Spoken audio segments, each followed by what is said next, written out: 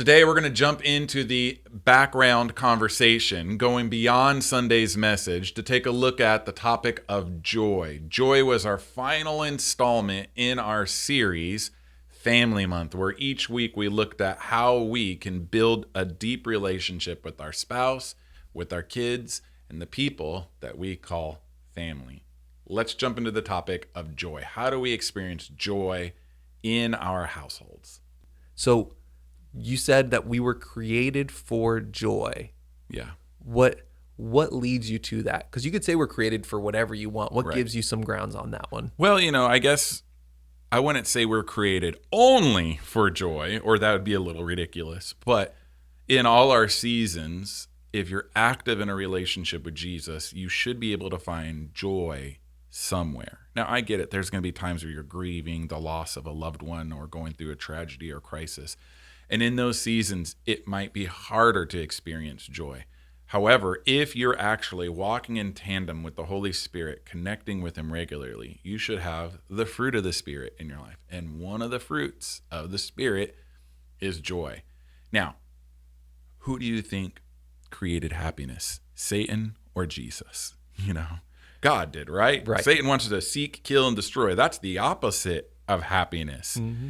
And so happiness is an outcome of joy, right? Laughter is an outcome of joy. Joy is a little bit all-encompassing and larger, but an outward expression of the joy is the laughter, the giggling, the smiling.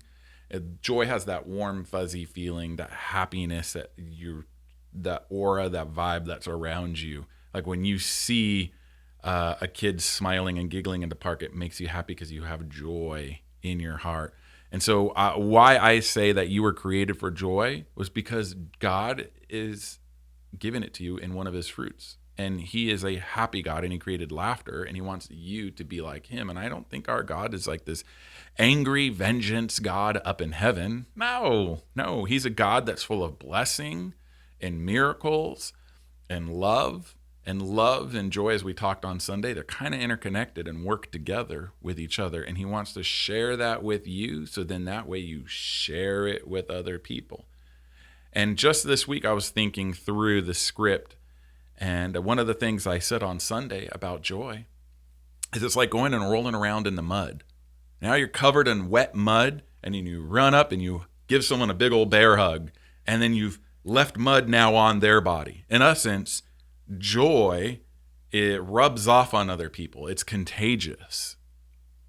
What if part of your journey of helping people find and follow Jesus is tapping into this Jesus power greater than yourself to experience joy and then share this happiness and joy with other people so they now feel joy.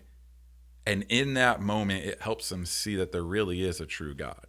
And the best type of joy is in those moments where someone looks at you and think, you should not be having a good day. You should not be so joyful. You've just lost a loved one. You just got bad news. You just were fired. You're going through a financial crisis. Whatever the drama is, people should be able to look at you like, why do they have peace? Why do they have joy? Why do they have kindness? Why do they have gentleness? Because the Holy Spirit's working through you. And that means that the stuff in life, your health, your money, your job, your finances, the people you do relationship with are not the source of joy. They can be a source of joy, but not the source of joy. That there's another place that you're going to for the source of joy. Mm-hmm.